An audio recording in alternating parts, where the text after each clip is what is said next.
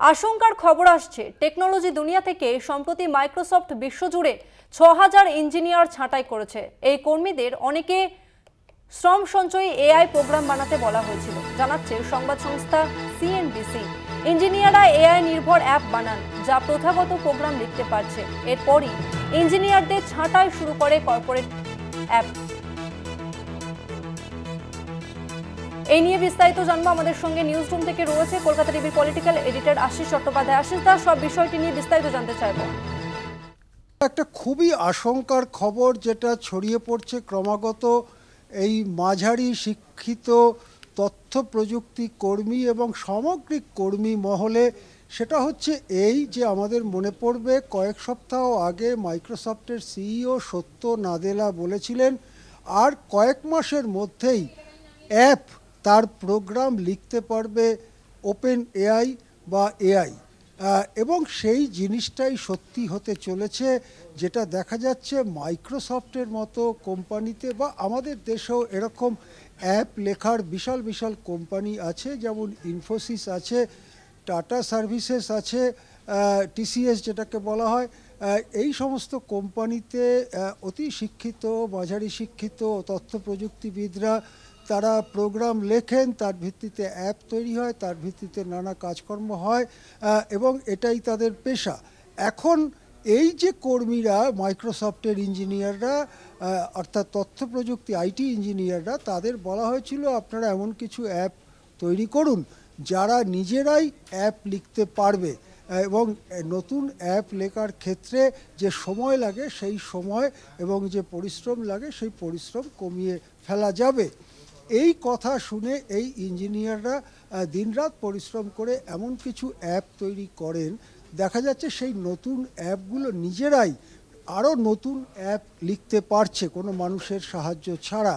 এই রকম একটা পরিস্থিতি যখন তৈরি হয় তখন মাইক্রোসফট দেখেন যে তাদের বহু কর্মীকে আর কোনো কাজ দেওয়া যাচ্ছে না, কেননা তারা যে কাজগুলো করছিলেন তা এই নতুন তৈরি এআই নির্ভর অ্যাপই করে দিচ্ছে। এর ফলে তারা গত 2-1 মাসের মধ্যে বিশ্বজুড়ে প্রায় 6,000 ইঞ্জিনিয়ারকে ছাঁটাই করেছেন। এরা কিন্তু অতি শিক্ষিত ইঞ্জিনিয়ার বলা যেতে পারে। আইটিতে এদের মাস্টার্স ডিগ্রি রয়েছে, অনেকের পিএইচডি রয়েছে এবং এদেরকে অতি শিক্ষিত বর্গেই ফেলা হয়। এই ধরনের কর্মীকে ছাঁটাই করে ফেলা হয়েছে, কেননা তাদের কাজটা এখন যন্ত্রই করে দিতে পারবে। তাহলে এখন কি দাঁড়াচ্ছে, যেটা শ্রমনির্ভর কাজ, ধরা যাক ড্রাইভিং বা ট্রাফিক পুলিশ বা ফসল ছাঁটা বা এই ধরনের যে সমস্ত কাজ, তা তো ইতিমধ্যে অ্যাপ নির্ভর যন্ত্র করেই ফেলছে। সেখানে একজন মানুষ 40 জনের কাজ একজন মানুষকে রেখেই হয়ে যাচ্ছে। এবারে যে কাজটার মধ্যে অ্যাপের দখল প্রায় ছিলই না, অর্থাৎ নতুন অ্যাপ লেখার কাজ, সেই কাজটাই এআই নির্ভর অ্যাপ করতে পারছে। ফলে উচ্চশিক্ষিত তথ্য প্রযুক্তিবিদদেরও চাকরি আর থাকছে না। এই পরিস্থিতিতে কি হবে কর্মসংস্থানের দুনিয়ায়, কি হবে, মানুষ কিভাবে বাঁচবে, নাকি সবটাই যন্ত্রের দখলে চলে যাবে, এসব প্রশ্ন কিন্তু খুব বড় হয়ে দেখা দিচ্ছে এবং এটা খুব দূরে নয়, আসন্ন ভবিষ্যতের মধ্যে এই সব জিনিস রয়েছে।